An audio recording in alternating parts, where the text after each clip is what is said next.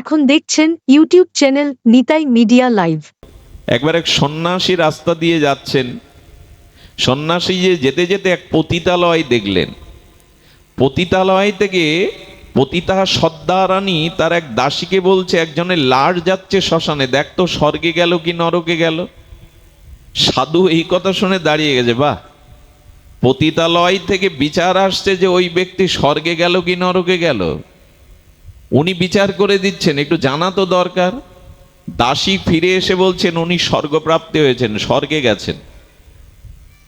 এই কথা শুনে সাধু বাবা কৌতূহল বশত পতিতালয়ের মধ্যে প্রবেশ করে বললেন, মাতাজি, আপনি যে দাসীকে দিয়ে জানাতে এলেন যে উনি স্বর্গবাস, কি করে জানলো আপনার দাসী? বললেন দাসীর কাছেই শুনুন। দাসী করজোরে প্রণাম করে বললেন, আমরা দীক্ষা শিক্ষাহীন, আমাদের কাছে কি শুনবেন? এ তো সকলেই জানে, আপনি জানেন না? বললো স্বর্গে গেছে কেন জানেন? আমি যখন ওনার শ্মশান যাত্রা দেখলাম প্রতিটা মানুষের চোখে জল, কেউ আড়ালে কাঁদছে। বললেন আমাদের একটু পরম প্রিয় মানুষকে হারিয়ে বসলাম, এমন মানুষ আর পাবো না। সকলেই তার গুণকীর্তন করছে। এই মানুষটা জীবনে শ্রম দিয়ে, অর্থ দিয়ে স্কুল করে গেছেন, এই মানুষটা দেবালয় করে গেছেন, মানুষের সুপেয় পানীয় জলের ব্যবস্থা করে গেছেন। হে ঈশ্বর, আমাদের সমস্ত পুণ্য দিয়ে ওকে স্বর্গে পাঠাও। বলি এই কারণেই তো জানলাম উনি স্বর্গে যাবেন, এই কারণেই জানলাম। এত মানুষের অশ্রু জল, এত মানুষের হৃদয়ে যিনি জায়গা করেছেন, এত মানুষের অবদান, তিনি তো অবশ্যই সদ্গতি প্রাপ্ত হবেন। একটা কিছু কি করে যাওয়া উচিত নয় আমাদের? মানুষের কাছে অন্তত একটা দাগ রেখে যান। আরে অর্থবিত্ত রেখে গেলে সন্তানরা ওই নিয়ে মামলা মকদ্দমা বাঁধায়। 1 মাস পর তহসিল অফিসে গিয়ে বলে বাবার নাম কেটে দিয়ে আমাদের নাম বসান। সম্পত্তি ভাগ নিয়ে এই মামলা মকদ্দমাও হয়। এই জন্য মানুষ যা কিছু আছে তার উদারতা চায়। এই উদারতাই হলো মনুষ্যত্ব, মানবতা, ভদ্রতাই হলো প্রেম প্রাপ্তির প্রথম সিঁড়ি। চলুন এবার প্রেমের রাজ্যে যাওয়ার মহাপ্রভু যা দিতে এসেছেন আমরা একটু জানার চেষ্টা করি। ধর্ম পর্জিত কৈতব অত্র পরং নির্মৎ শরণাং শতাম। ওগো নির্মৎসর, অর্থাৎ কপটতা শূন্য ভালোবাসা চাই ভগবানের প্রতি। কপটতা শূন্য, এই কপটতা শূন্য মানে না কোনো কিছু ইহকালে পরকালে তোমার কাছে কারো কাছে কোনো চাওয়া পাওয়া নেই, শুধু একটাই প্রাণের প্রার্থনা, একটাই নিবেদন, যেন তোমায় ভালোবাসতে পারি, তোমায় সুখী করতে পারি। এই কথা শুনলেই তো হৃদয়ে পবিত্রতা আসে। বলে এইটি পরম ধর্ম। বেদং বাস্তবত্র বস্ত্রং শিবদং তাপত্রয় উন্মিলং। ওগো ধর্মত্ব কাম মোক্ষের মধ্যে নিজ সুখ আছে বটে, কিন্তু পরম অপ্রাকৃত চিন্ময় শান্তির বড় অভাব। এই শান্তি পরম ধর্মে। কপটতা শূন্য, শুধু অকৈতব কৃষ্ণ প্রেম। অকৈতব মানে কৈতবতা নাই, নিজের চাওয়া পাওয়া সুখবাঞ্ছা আত্মেন্দ্রিয় নাই। শুধু তিনি কি করে সুখ পাবেন, তিনি কি করে আনন্দ পাবেন? কেমন জানেন? ভগবানের সেবক দারু, ভগবানের সেবক দারু দ্বারকায় ভগবানকে বিজন করছেন, পাখা দিয়ে গোবিন্দকে শীতল বিজন করছেন। আর ওই বিজন করতে করতে ভগবানের অপ্রাকৃত মাধুর্য, সেই রূপ দর্শন করে তার প্রেম এসে গেছে। এত অপরূপ রূপ মাধুর্য, শ্রী গোবিন্দের রূপের এক কোণে ত্রিভুবন ডোবায়। সেই মাধুর্য মণ্ডিত রূপ মাধুর্য দেখে দারুকের চোখে জল এসে গেছে, প্রেমে দেহে কাঁপছে অষ্টসাত্ত্বিক বিকারে, আর চোখে জল, অঙ্গ প্রকম্পিত হওয়ায় পাকাটা হাত থেকে পড়ে গেছে। আচ্ছা, গোবিন্দ দর্শনে প্রেম আসছে আমার, প্রেমে আনন্দ আমার হচ্ছে, কিন্তু সেবায় আনন্দ কার হচ্ছিল? কথা বলুন, সেবায় আনন্দ কার হচ্ছিল? ভগবানকেও তো আনন্দ দিচ্ছিল, আর প্রেমটা আসলো নিজের আনন্দ প্রকাশে। ভক্ত তখন নিজের গালে চড় বসিয়ে দিয়েছে, প্রেম তুই কেন এখন এলি? এই বিজন বাতাসে তো তার সুখ হচ্ছিল, তার সেবা হচ্ছিল, প্রেমেও বাধা আসছে, প্রেমেও ক্রোধ আসছে। প্রেমে কখনো ক্রোধ আসে? প্রেম কেন এলি? তুই এলি বলেই তো তার সেবা বন্ধ হয়ে গেল। হ্যাঁ, প্রেমকেও এদের বাধা মনে হচ্ছে। আরে বাবা, কৃষ্ণ সেবা সুখে নিজের প্রেমটাকেও বাধা হয়ে দাঁড়াচ্ছে। সেই প্রেমে হয় ভক্তের মহা ক্রোধে। তিনি ক্রোধ পাচ্ছেন যে কেন আসবে। প্রেমের সংজ্ঞা কেমন? শ্রীমান মহাপ্রভু মধ্যাহ্নে প্রসাদ সেবা করে আর যে ঘরে প্রভু 2 দণ্ড 1 দণ্ড একটু বিশ্রাম নিতেন, ওই ঘরের দরজার 4 হাত পরিমাণে মহাপ্রভু দীর্ঘ শরীরটাকে উনি এলিয়ে দিয়েছেন, শুয়ে পড়েছেন। আচ্ছা, একটা ঘরের মধ্যে একটাই দুয়ার প্রবেশের এবং বাহির গমনের, ওইখানে 4 হাত পরিমাণ একটা শরীর যদি পড়ে থাকে, ভেতরে যেতে পারবেন? দুয়ার তো একটাই। গোবিন্দ দাস মহাপ্রভুর মধ্যাহ্নকালীন সেবার পরে তার চরণ সেবা করতেন। এসে বলছে, প্রভু একটু সরে দাঁড়াও তো, একটু সরে যাও, নালে ভেতরে যাব কি করে, তোমার চরণ সেবা করব কি করে? মহাপ্রভু একটু আড়ামাড়া খেয়ে বললেন, আজ আর সরতে পারছি না। চিন্তা করলেন, তার একদিকে তার চরণ সেবা, আর একদিকে মর্যাদা হানি। আমি যদি প্রভুকে ডিঙিয়ে যাই, লঙ্ঘন করে যাই, অনন্ত জন্ম নরকবাস হবে। প্রভুকে ডিঙিয়ে লাফিয়ে যাব, চরণের ধুলি পড়বে, চরণের ছায়া পড়বে। আর একদিকে মনে করছেন তার চরণ সেবায় তিনি সুখী হবেন। কোনটা বেছে নেওয়া উচিত? নিজে নিজে বিচার করলেন, লঙ্ঘন করে ওপাশে গিয়ে প্রভুর চরণ সেবা করবার জন্য যদি অনন্তকাল নরকে পচে মরতে হয়, সে নরক তো আমার জন্য, কিন্তু ভেতরে গিয়ে সেবাটা তো প্রভুর সুখের জন্য। আমি কেন আমার চিন্তা করছি? আমি কেন আমার চিন্তা করছি? উচিত নয়। লঙ্ঘন করে ওপারে গেলেন, প্রভুর চরণ সেবা করছেন মনের মতো করে। পতন হয় হোক, নরকগামী হতে হয় হোক, প্রভুর তো সুখ হবে। সুধীবৃন্দ এই চিন্তা করে প্রভুর চরণ সেবা করতে করতে বেলা পশ্চিম দিগন্তে হেলে পড়েছে। মহাপ্রভু বললেন, গোবিন্দ অনেক বেলা হলো, তুমি সেবাই যাওনি? বলো, এইভাবে দরজার সামনে পড়ে থাকলে কি বাইরে যাওয়া যায়? কি করে যাব?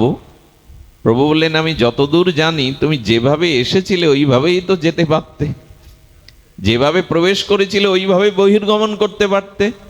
কানে হাত দিয়ে বললেন, প্রভু ভেতরে এসেছিলাম তোমার চরণ সেবা করব বলে, আর বাইরে যাব নিজের উদর পরিপূরণের জন্য।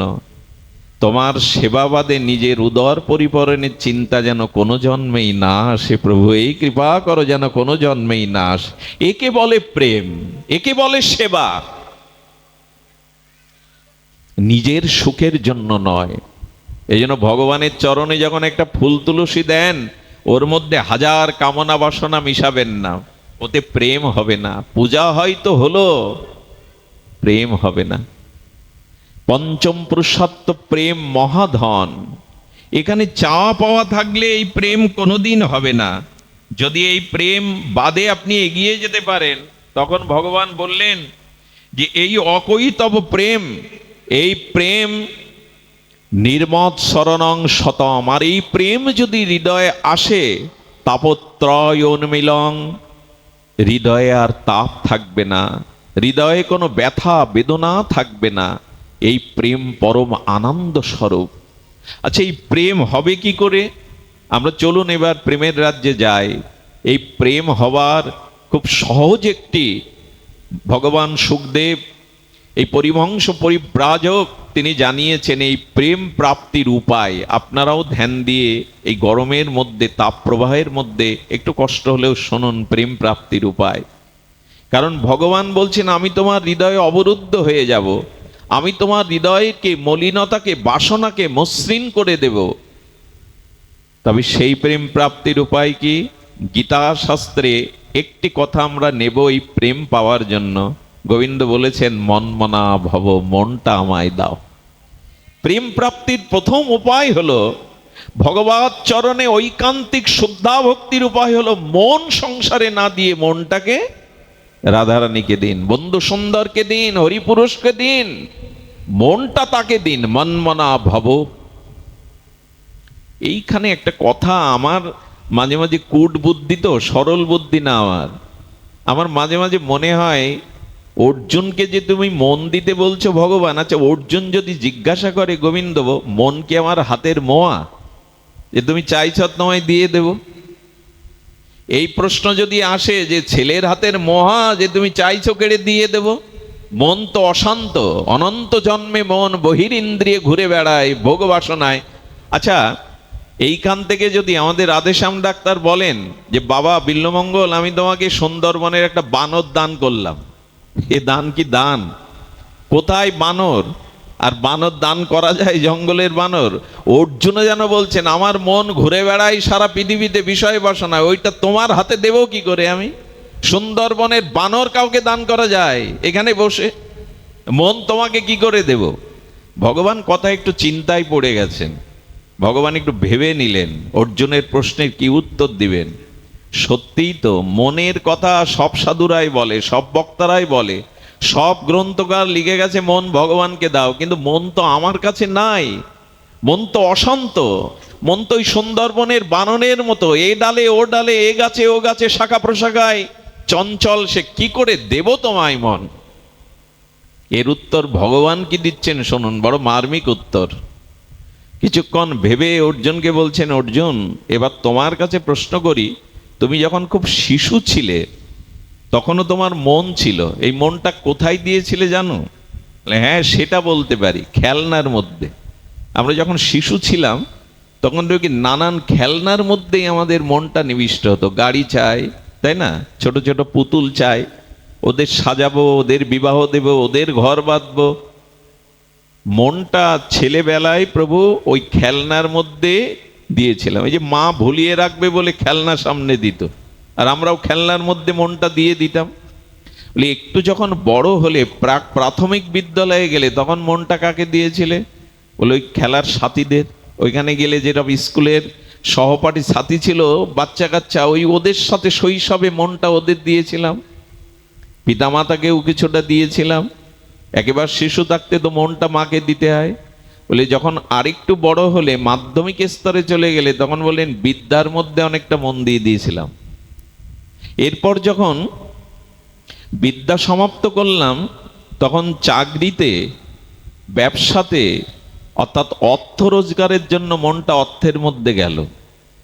বলে তারপর যখন বিবাহ করলে, বলে বিবাহ যখন করলাম তখন প্রেয়সী প্রণয়িনী সুন্দরী স্ত্রীর প্রতি মনটা গেল। বলে এরপরে বলে যখন সন্তানাদি হলো তখন স্ত্রীর থেকে আবার কিছুটা মন সন্তানাদিতে গেল। এইভাবে কতজনকে কত প্রকারে মন দিয়েছো, ওইভাবে মনটা আমায় দাও না, আমাকে দিতে তোমার বাধা কোথায়? ওইভাবে দাও না। অর্জুন তখন নীরব। সত্যিই তো এই একটাই মন শিশুকাল থেকে কতজনকে দিয়ে এসছি বলুন তো? গোবিন্দ বললেন আমি কি অধিকারী নই ওদের মধ্যে একজন? ভুলটা তো এখানেই হয়ে গেল, মন সবাইকে দিলাম, যাকে দেওয়ার তাকে দিলাম না। এইখানেই হয়েছে আমাদের অভিশাপ। দেখুন ব্রহ্মা বলেছেন, ব্রহ্মা তার স্তুতিতে গোবিন্দকে বলছেন তাবৎ গ্রহধাস্তে না কারা গৃহম গৃহম তাবৎ মোহনী গড় যাবৎ কৃষ্ণ নতে জনা। ব্রহ্মা বলছেন কৃষ্ণ যাদের মন তোমাতে অর্পিত নয় তাদের অভিশাপ তিনটি। কি অদ্ভুত স্তুতি করেছেন ব্রহ্মাজি, বেদবক্তা তো আদিগুরু। বলেন তাবদ গ্রহধাস্তে না কারা গৃহম গৃহম তাবদ মোহনী গড় যাবৎ কৃষ্ণ নতে জনা। হে কৃষ্ণ যারা মন তোমাতে সমর্পণ করে দিতে পারেনি তাদের তিনটে অভিশাপ। কি অভিশাপ? তাদের গৃহটা কারাগার হয়ে গেছে। আহা, ব্রহ্মা বলছেন যে যারা মনটাকে ভগবানকে দিতে পারে না এরা গৃহ না, এদের গৃহটা কারাগার সাদৃশ্য। কারাগারে কিন্তু বিল্ডিং বাড়ি আছে, আজকাল তো কারাগারের নাম দিয়েছে শোধনাগার। টিভি আছে, খেলার মাঠ আছে, তাস খেলতে পারবেন, 3 বেলা বসে খেতে পারবেন, কিন্তু বাড়িতে কুড়ে ঘর হলে কি হবে? কারাগারে শান্তি পাওয়া যায় না। এই জন্য মানুষ বেরোতে চায়। এই জন্য যারা মন তোমাতে অর্পিত না করে তোমার সেবা, তোমার সুখবিধান করেনি, মন কামনা বাসনায় সংসারে দেহাতে দিয়ে রেখেছে, এদের ঘরটা কারাগার। দিয়ে দেখুন আজ আমাদের ঘরগুলো সব কারাগার হয়ে গেছে। সব আসবাবপত্র আছে, সব সুখের ব্যবস্থা আছে, শান্তি নেই। কারাগার। আর কি? যাবৎ কৃষ্ণ নতে জনা, যতদিন মন তোমাতে অর্পণ না করছে ততদিন তাদের হাতে পায়ে মনে মায়ার শৃঙ্খল, মায়ার বেড়িতে তারা বন্ধ। এই দেখুন, শাস্ত্র বলছেন যে মায়ার বেড়িতে আমরা বাধা, যেতে পারি না আমরা সাধু সঙ্গে, ভগবত কথা প্রসঙ্গে, ভগবানের ধামে যেতে পারি না, হাত পা মোহশৃঙ্খলে আবদ্ধ। আর কি বললেন প্রভু? আর একটা বড় ক্ষতি হয়েছে, যাদের মন তোমাকে দেয়নি, অর্পণ করেনি, তাদের মন চোর হয়ে গেছে। কথাটা একটু ধ্যান দিতে হবে এবার আপনাদের। যারা শ্রীগোবিন্দকে, শ্রীগুরুকে, হরিনামকে, প্রেম ভক্তিকে মন অর্পণ করেনি, তাদের মনটা চোর। ব্রহ্মা বলছে স্তেনা, স্তেনা মানে চোর। আচ্ছা, চোর কি করে? আমাদের ঘরে ঢুকে মূল্যবান বস্তু সম্পদ, অর্থ, সোনা, অলংকার, ভূষণগুলো নিয়ে ওই আলমারিগুলো, ওই সমস্ত জিনিসগুলো অগোছলা করে চলে যায় কিনা, নোংরা করে চলে যায় কিনা, ছড়িয়ে ছিটিয়ে যায় কিনা। বললেন ভগবান, যাদের মন তোমাতে অর্পণ হয়নি, হরিনাম, হরিকথায়, সাধুসঙ্গ, বিগ্রহ সেবায়, তুলসীতে, তোমার সাধুগুরু বৈষ্ণবে যাদের মন তোমার সেবা, আরাধনায়, ভজনে অর্পণ হয়নি, তাদের মনটা কি বলে জানেন? মন বলে আমি প্রতিশোধ নেব।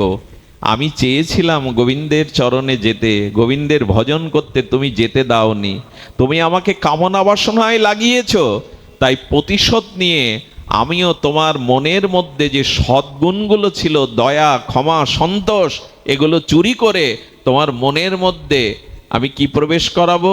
অসুন্দরতাগুলো, হিংসা, বিদ্বেষ, পরশ্রী কাতরতা, এই অবগুণগুলো তোমার মনে দিয়ে দেব।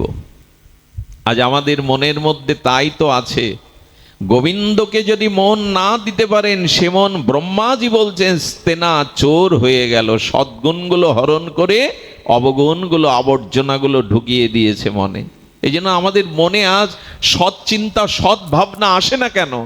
জপ করতে বসলেই বিষয় ভাবনা আসে কেন? রাধারানীর চরণ চিন্তা কেন আসে না?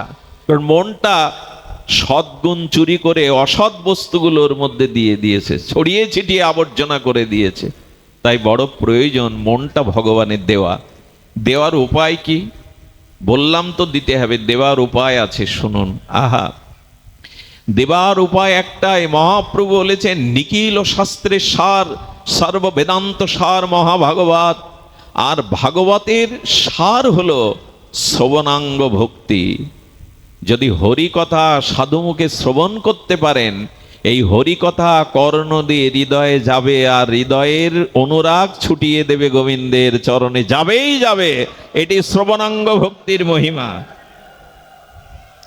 দেখুন, বলছেন এটি পরম ধর্ম, হরিকথা শ্রবণ। যদি সাধুমুখে হরি, এটা দুর্লভ। এই যে সাধু সঙ্গে হরিকথা শ্রবণ, এটি দুর্লভ। কেমন দুর্লভ জানেন?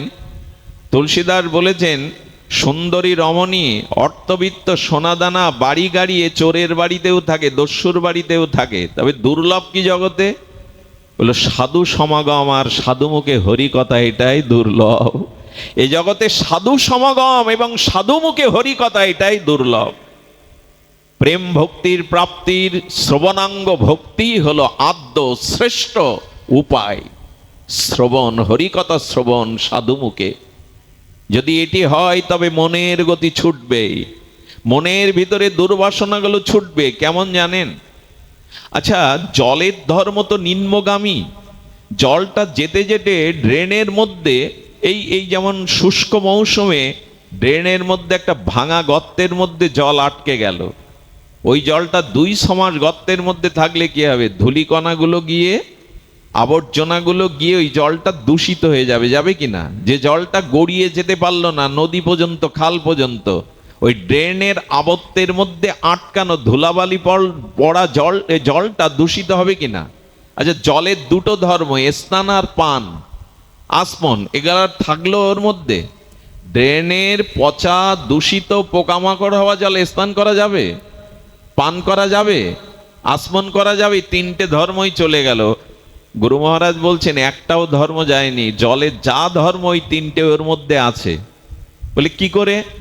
বলে আকাশে মেঘ করলো, ঘন ঘটা শ্রাবণ মেঘের বরিশনে বৃষ্টি নামলো, আর ওই বৃষ্টির স্রোতধারা ওই ড্রেনের মধ্যে গিয়ে পড়লো। বৃষ্টির ওই জল স্রোতধারা ড্রেনের যে দূষিত জল আবদ্ধ হয়েছিল, এই স্রোত গিয়ে তাকে টেনে তুললো।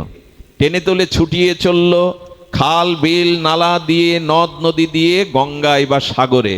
বলুন তো, ওই ড্রেনের জল বৃষ্টির জলের স্রোতে ড্রেন থেকে তুলে যখন ভাসিয়ে নিয়ে নদীতে ফেললো, নদী অপ্রবাহিত গতিতে সাগরে গিয়ে, গঙ্গায় গিয়ে যখন মিশলো, তখন ওই জল আবার স্নান পান আসমনের উপযোগী হলো কিনা?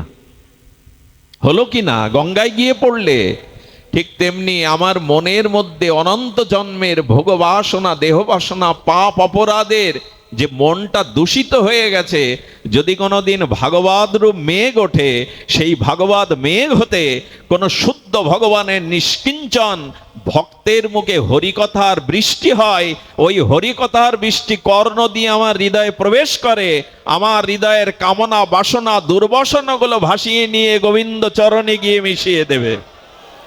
এই হলো শ্রবণাঙ্গ ভক্তির মহিমা, শ্রবণ। এই জন্য নববিধা ভক্তির মধ্যে এই শ্রবণাঙ্গ ভক্তি। তবে সেই শ্রবণ কি? কিছু মনে করবেন না, আসবার পথে মহৎ দর্শন করে এলাম। হরিপুরুষের অত্যন্ত প্রিয় আচার্যের, আমাদের শ্রীমৎ প্রাতঃস্মরণীয় কান্তি বন্ধু ব্রহ্মচারীর সাক্ষাৎ চরণ ধুলি নিয়ে এলাম। ওনাকে একটা গামছা পরে আছেন, কত ধন্য এনাদের। সেই ওনাকে দেখে, ওনার সান্নিধ্যে গিয়ে একটা জিনিস অনুভব হলো, এদের তো জীবন, এরাও তো পারত চাকরি বাকরি করে বউ ছেলে মেয়ে নিয়ে অট্টালিকায় সুখ শান্তি করতে, জীবনটা বিলিয়ে দিয়েছে। মহাত্মারা বিলিয়ে দিয়েছে, ভক্তরা বিলিয়ে দিয়েছে। এ জাতীয় নিষ্কিঞ্চন সাধু উনি হঠাৎ করে একটা কথা বলছিলেন আজকাল ভাগবতটাও কেমন প্রফেশনাল হতে বসেছে। প্রেম নেই, ত্যাগ নেই, বৈরাগ্য নেই, ভজন নেই, শুধু মুখস্থ শক্তির দ্বারা বাজি বাজনা দিয়ে আমরা ভাগবত করে চলেছি। এই জন্য বললেন, সকলের মুখে হরিকথা, আমার মতো নর্দমার কীটের বিষয়ের মুখে হরিকথা আপনাদের এই মঙ্গল করবে না। যদি ওনার মতো পরম প্রেমিক, নিষ্কিঞ্চন, ত্যাগী, আদর্শ চরিত্রবান সাধুর মুখে হরিকথার ভাগ্য পান, সেদিনই মনের গতি গোবিন্দ চরণে ছুটবে। এই জন্য বললেন, শুদ্ধ ভক্ত মুখে হরিকথা, শুদ্ধ বৈষ্ণবের মুখে হরিকথা। ভাগবত প্রফেশনাল কোনো বিষয় নয়, মুখস্থ শক্তির দ্বারা মানুষকে মোহিত করার জন্য ভাগবত নয়। হৃদয়ে প্রেম থাকতে হবে, হৃদয়ে সরসতা থাকতে হবে, ভাগবত ভজনশীল হতে হবে, তবেই না ভাগবত।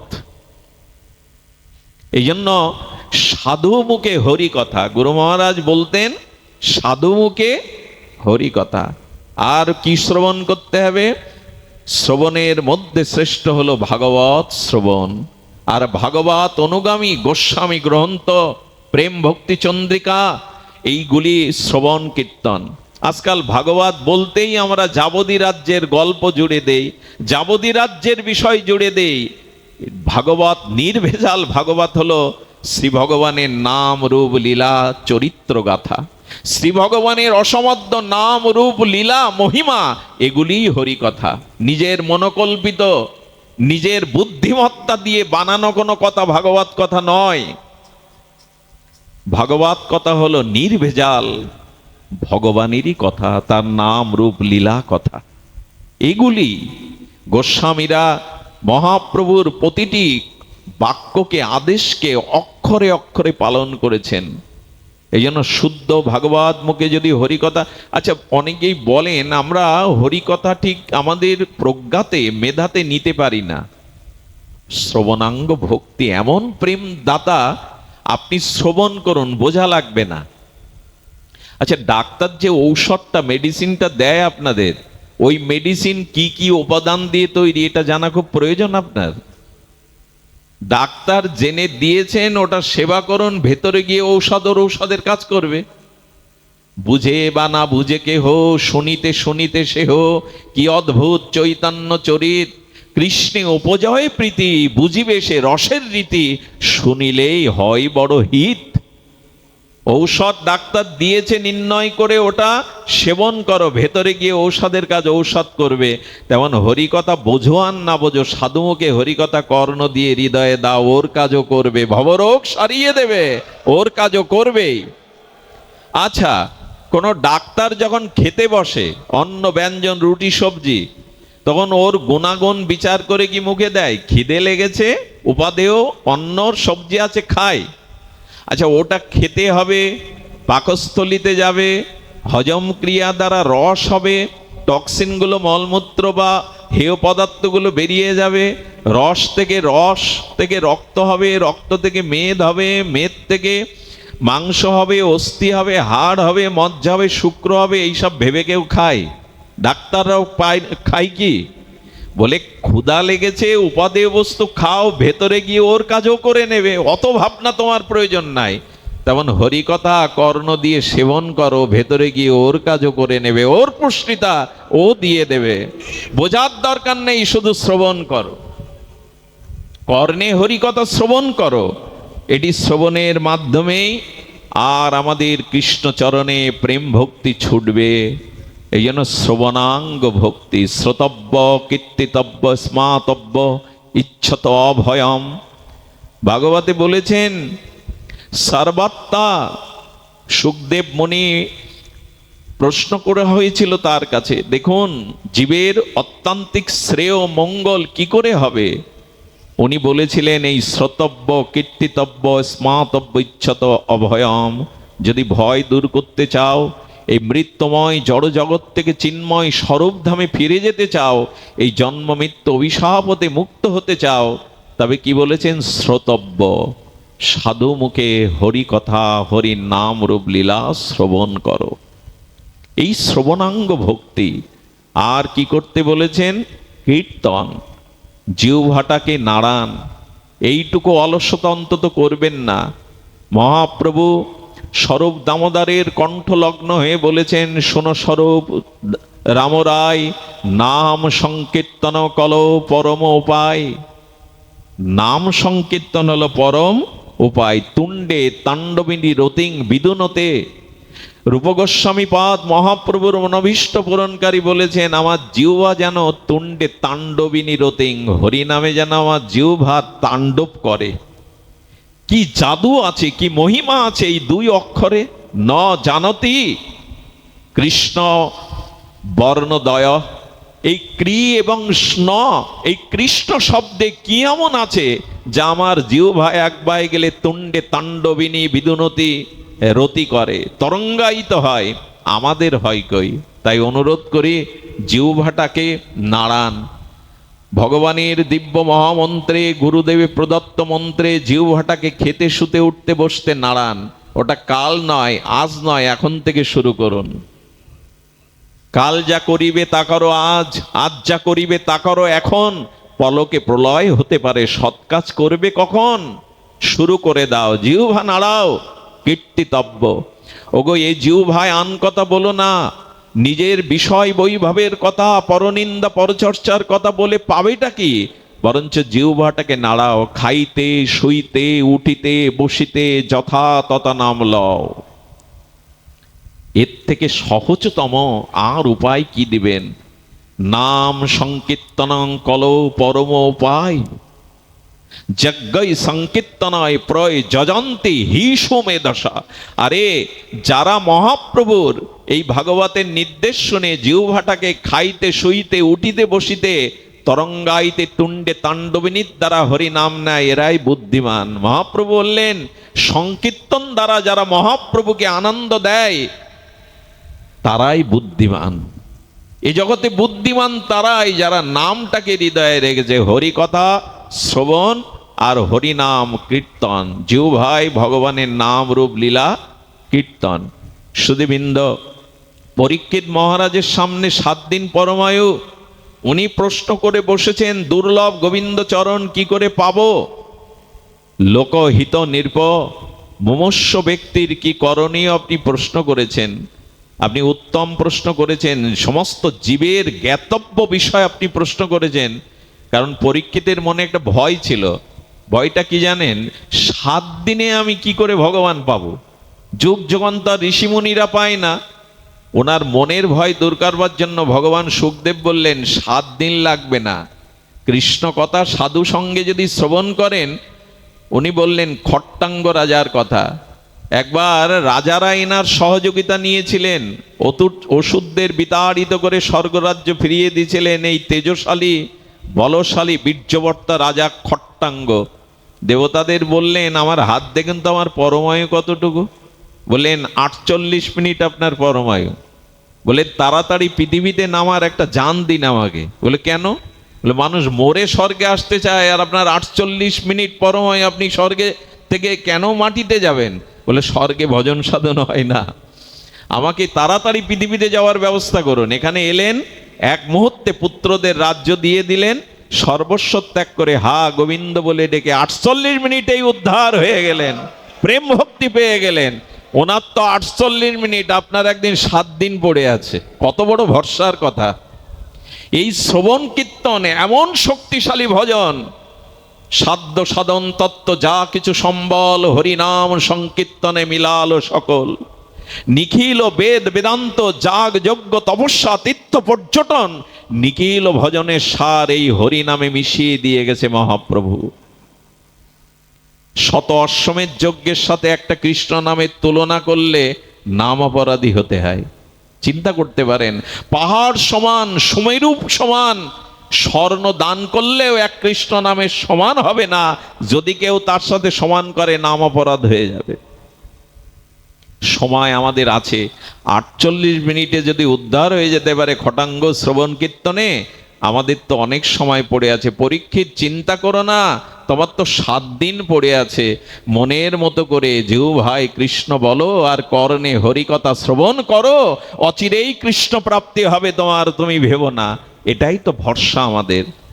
আরেকটি হলো স্মতব্য, এটি আমি বিশ্রাম করছি, বিশ্রাম কথা স্মরণ করো, ভগবানকে তার লীলাকে স্মরণ করো, মনে কখনো শূন্য থাকতে দিও না।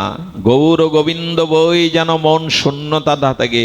বন্ধু সুন্দরের হরিপুরুষের বাণী বললেন শূন্য রেখো না মনকে, মনের মধ্যে ভগবানের কোনো লীলাকে চিন্তা করতে থাকো। আর একটা জিনিস বলি আপনাদের, আপনি যা ভাববেন তাই হয়ে যাবেন। যে যা ভাবে সে তাই হয়। তবে হৃদয়ে মনটাকে কেন শূন্য রেখেছেন? ভগবানের লীলা ভাবুন। এই লীলা যদি ভাববেন, ভাবতে ভাবতেই সে তাই হয়ে যায়। আমাদের বাকি বিহারীকে প্রকট করেছিলেন নিধুবনে স্বামী হরিদাসজি। ইনি এই বাকি বিহারীর কথা শুনেছেন বৃন্দাবনে। এই বিহারীজিকে প্রকট করেছিলেন নিধুবনে। উনি প্রতিদিন বিহারীকে অর্চন করে বিকালবেলা যমুনার তীরে ব্রজ ধুলির ওপরে বসে 2 ঘন্টা লীলা চিন্তা করতেন। এই হৃদয়ের স্মরণটা খুব শক্তিশালী ভজন। মানুষ মনে মনে যা ভাবনা করে, চিন্তা করে, খুব বলিষ্ঠ হয়ে তার সংস্কারে ওটা স্বভাবে রূপ নেয়, আর তাই হয়ে যায়। শুয়োপোকা যেমন প্রজাপতি হয়ে যায়, আপনি যা ভাববেন সেই ভাবনায় আপনার পরবর্তীর জন্ম স্থিতির স্বরূপের কারণ হয়ে যাবে। এই জন্য ভগবানের লীলাকে ভাবুন। উনি বসে বসে নীল যমুনার তটে, কালিন্দীর তটে সেই ধ্যানস্থ হয়ে ভগবানের লীলা, এক একটি নব রসায়ন আনন্দময় লীলা আস্বাদন করতেন, স্মরণ করতেন। সেদিন কি স্মরণ করছেন জানেন? সেদিন ব্রজেন্দ্র নন্দন ব্রজনাথ শ্রীদাম সুদাম মধুমঙ্গল তনসকা মনসকা একদিকে গোবিন্দের সখারা, আর একদিকে প্রেমময়ী লাদিনী অধীশ্বরী ব্রজনিকুঞ্জেশ্বরী রাসেশ্বরী রাধারানী সহ 8 সখী।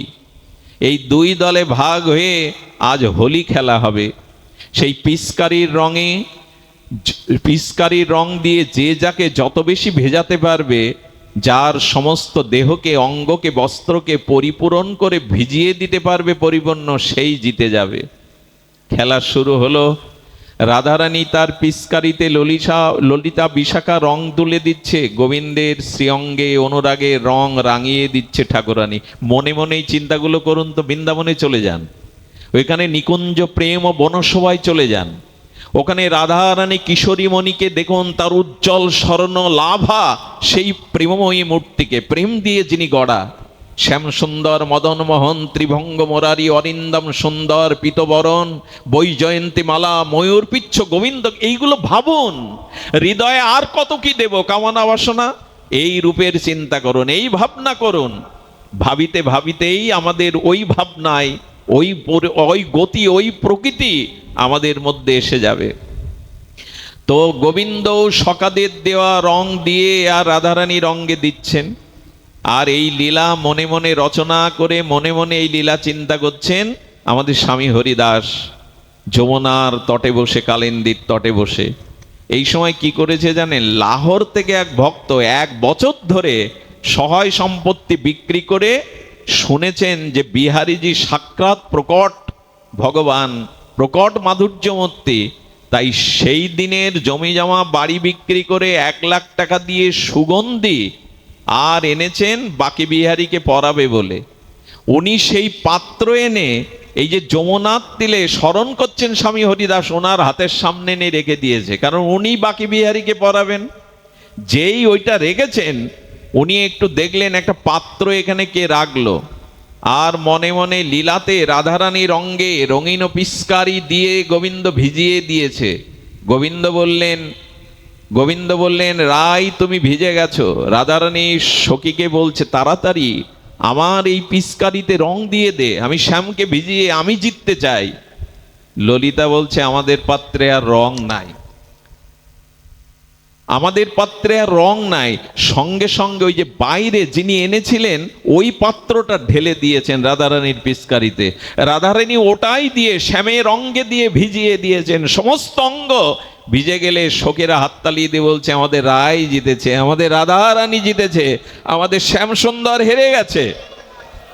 যেই হাততালি দিয়ে আনন্দ প্রকাশ করেছে সেই বাবার লীলা বিশ্রাম, রাধারানী জিতে গেছে, এই তো ভক্তের আনন্দ।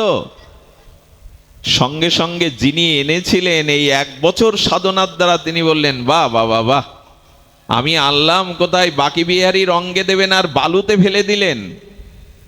সঙ্গে সঙ্গে তাকে দেখে বললেন কেঁদো না, ফিরে যেও না, আমার সাথে চলো।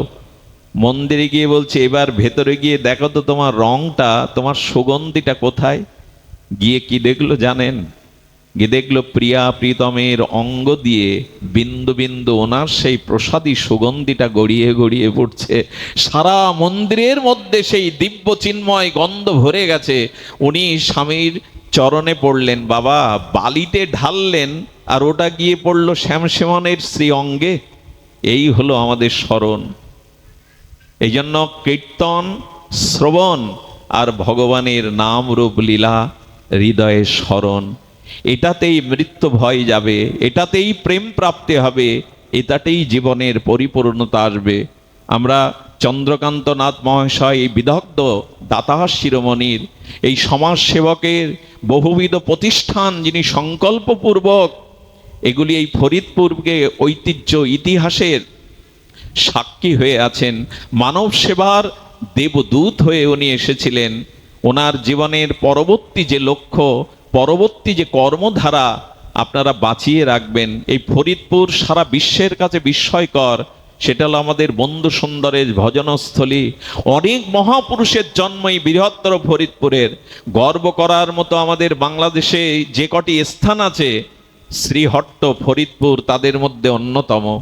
এই মাটিতে যারা জন্মেছেন, এই আলো বাতাসে যারা বেড়ে উঠেছেন, তারা কম ভাগ্যবান নন। এই পুত পবিত্র স্থানে এই সব মহামানবদের স্মরণ মনন, তাদের আদর্শকে ধরে রাখা, এটা আমাদের একান্ত কর্তব্য।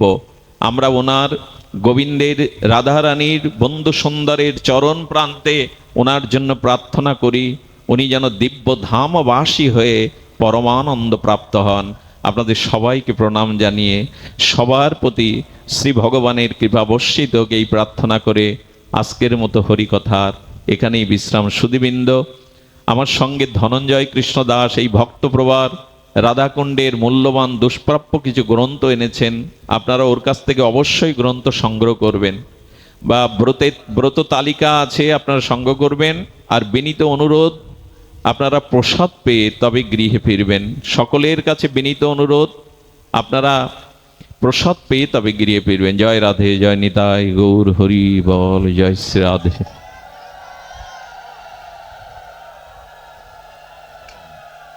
আগামী 25শে বৈশাখ 9ই মে রোজ শনিবার হরিকথা। এই জীবাধমের আসবার কথা আছে বাবুটিয়া দুর্গা মন্দির, নগরকান্দা। এত দূরে যেতে পারবো? 3রা জ্যৈষ্ঠ 18 মে সোমবার হাট কৃষ্ণপুর ফরিদপুরে। 17ই শ্রাবণ 3রা আগস্ট রোজ সোমবার এই জীবাধমের আসবার কথা আছে রঘুনন্দনপুর শিশু পার্কের পাশে ফরিদপুর। সবাই নিমন্ত্রিত।